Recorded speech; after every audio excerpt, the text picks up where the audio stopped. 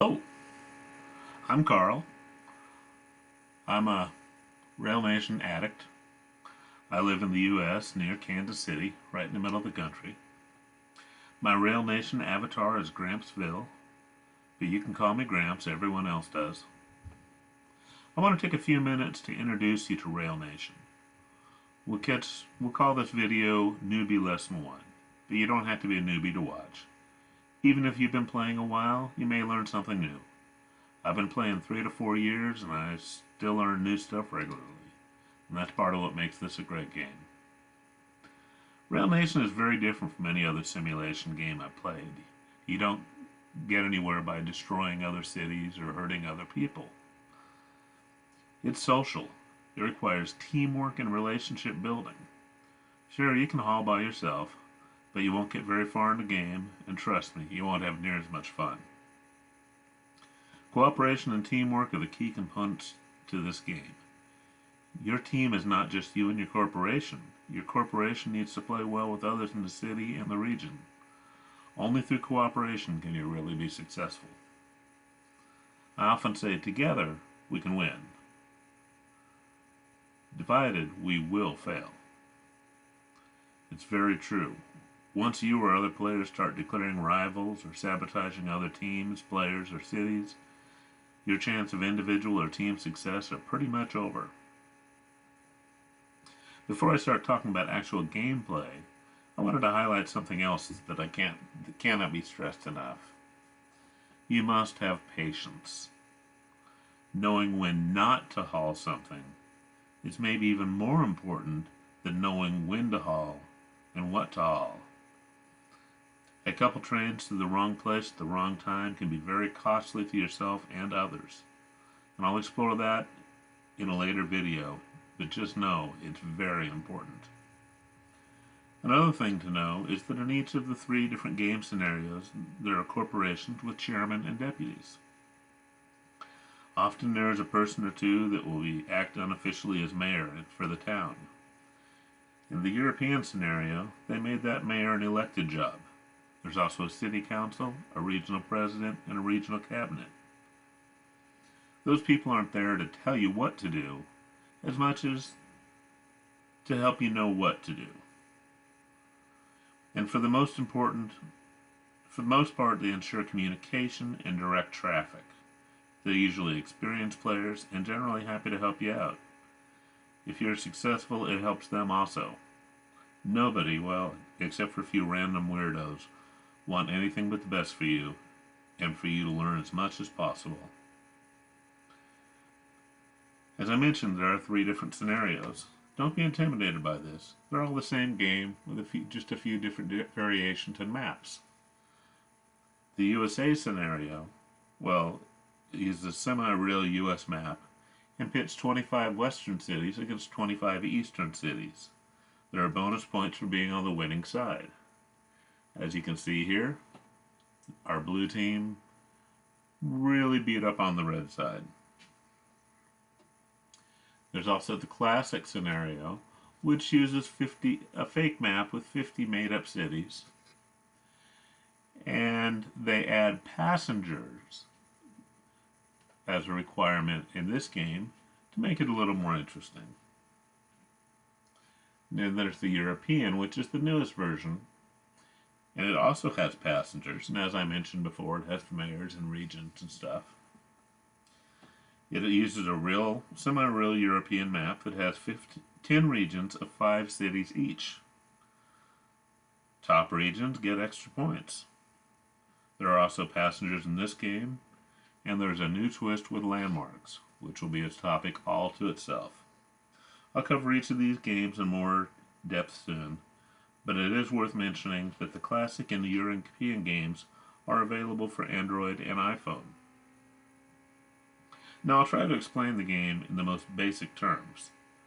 This description is very simplified, so don't try to use it for how to play, as much as to help understand the basic concepts of the game.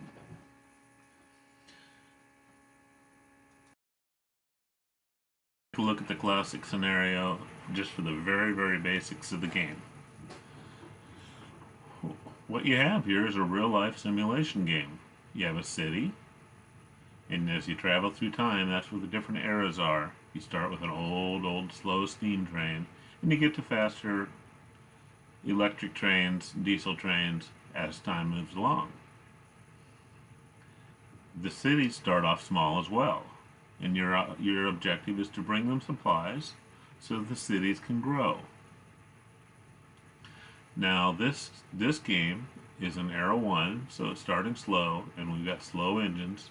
It's in day 9. I just signed up for this and went through the basic tutorial that they make you go through when you start.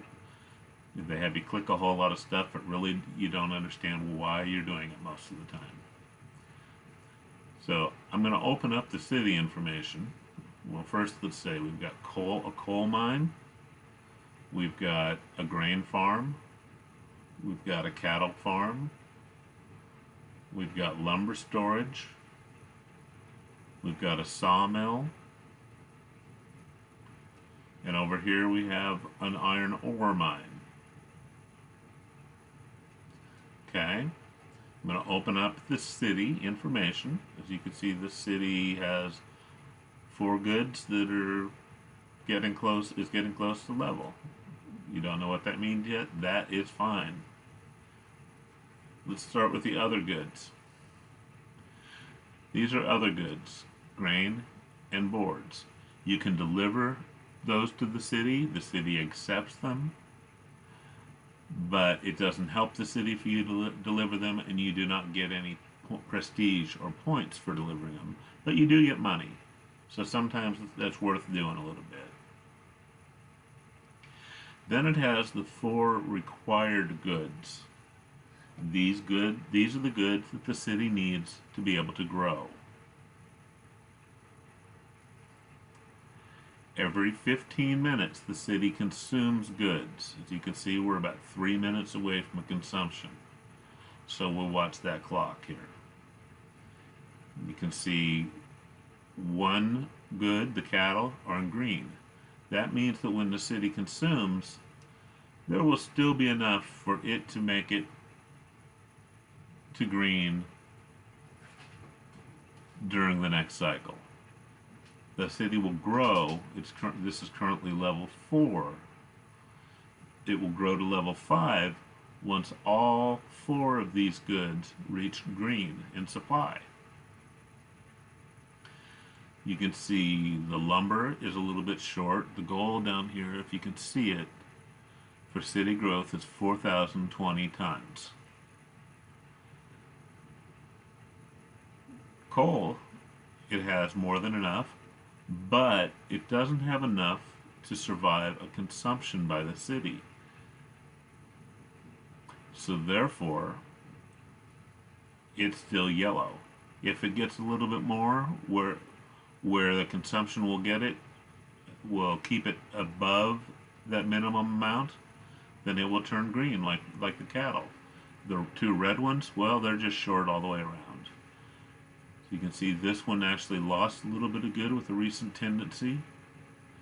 This one is recent tendency is that it's improving. That's why it has the arrow here.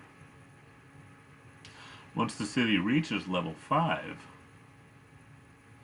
then it will add passengers into the mix, and it will require passengers as well as the 4 RGs for it to grow. Let's update and see where we are. The yellow is still yellow, but it's looking pretty good. It might actually turn green. This one might turn yellow before the 55 seconds. We'll click again right before the 55 to see where they are. Let's watch. These are the lists of people that are hauling and their rating of who's hauling the most of each good and how many times they've hauled. This is the prestige, the number of points they get for their deliveries should that good finish, or once a day. It'll award points once a day for the other goods that didn't level. Let's see, 22 seconds away, getting close. That the wood is probably going to get to yellow. And this one might just get to green. 10 seconds. Let's take a quick look, and not quite, not quite. Nope, they didn't do it, and here comes the consumption. And as you can see, the cattle dumps back to yellow, but knowing it'll get to green before the end. And these are all back to red, so they've got to go start stocking up again. That is how the city leveling works. And that is the primary objective of the game. Now, how do you do that? As you see, I have one train delivering coal to the city, and I have one train delivering lumber to the city, or wood. That wood, as I mentioned, isn't a required good. It's not one of the four, so it won't get me any points, and it doesn't help the city. The coal does. Coal is required. I'm going to change my schedule for the wood since it's not doing any good. And I am going to go, let's take a look first of all at the schedule. It takes 2 minutes and 31 seconds for a round trip. 15 seconds of that is wait time at the facility. The facilities can only deliver so much product at such certain speeds over a period of time, depending on how much they're used and how big a facility it is, and how much stock it has, which I'll show you in a second. So that waiting time will vary, and it's a very important number for you to pay attention to. The profit per hour on this delivery is $4,043.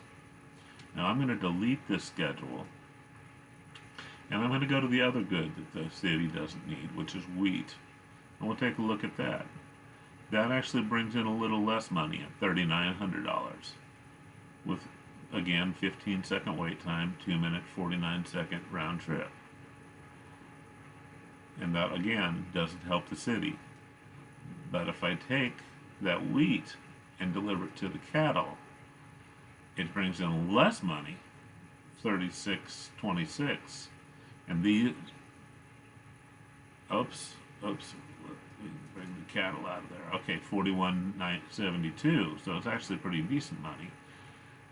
I'm going to confirm this for a minute and show you something.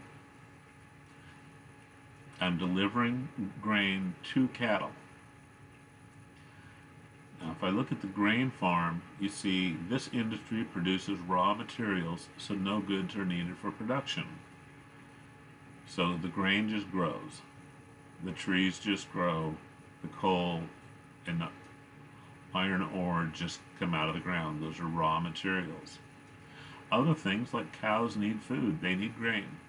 So we're going to look here, and you see cattle needs grain.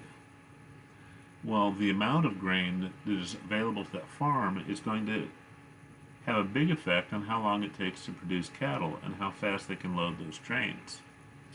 So if there's no grain at the farm, the wait time to pick up cattle is going to be very large. If there's a lot of grain, if it's full, then the wait time is going to be much smaller. So therefore, even if I don't bring cattle, just delivering grain to the farm will help, because it will reduce the wait time for the other people that are delivering cattle. On the other hand, I can go back to that schedule, and I can pick up cattle and deliver them to the really? Well, little glitch there. So now I'm delivering grain to the cattle farm and taking cattle back to the city. And as you can see, that schedule earns me $5,509. That's more money, and it helps the city. So let's lock that schedule in. So what I've done there is I have made an integrated route. And listen to that term, integrated. This is how you want to haul your goods 99% of the time. You take the grain to the cows to the city. That's going to be much more effective. You're going to make a lot more money, and it will help keep the wait time down. So let's look at that number, 54.91. Now if I go just straight and take cattle to city, 39.06. So I make substantially more money when I integrate, and I also keep the wait time down at that cattle facility. So it's very important that when you haul your goods, you deliver the full chain. There will be a few exceptions to that. Your mayors, your chairman will let you know when there are exceptions to that. But for the most part, always deliver that way. If they say run cattle direct, that means just pick up cattle and take it to the city. Otherwise, always assume that you're going to make the full run. And some of the products, there'll be 3 or 4 stops along the way. And that's okay. I hope this helps you understand the basics behind the game, or at least what you're trying to do. And there'll be some future videos that'll hopefully explain more detail on some of this stuff.